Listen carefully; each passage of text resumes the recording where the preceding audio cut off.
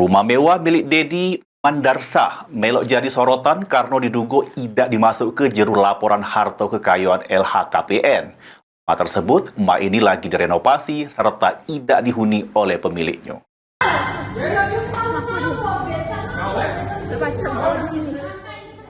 Sesudah kasus penganiayaan dokter koas mencuat, nama Dedi Mandarsah melok jadi sorotan.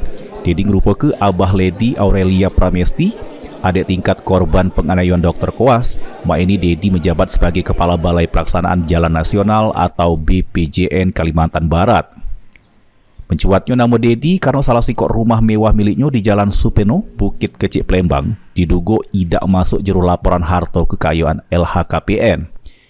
Yang mana di juru laporan harta kekayaan tersebut cuma rumah di Jakarta Selatan.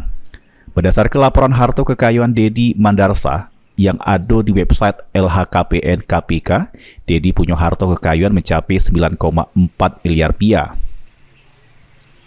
Ketua RT setempat membenarkan aman rumah mewah warna putih ini punya Dedi Mandarsah.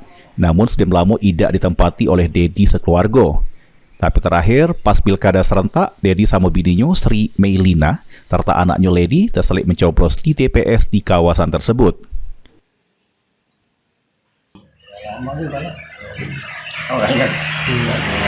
Bapaknya, keluarganya lah. Waktu pilkada ya, sempat balik ya, pilkada kemarin. Oh, pilkada ini? Ini ada sempat ada undang.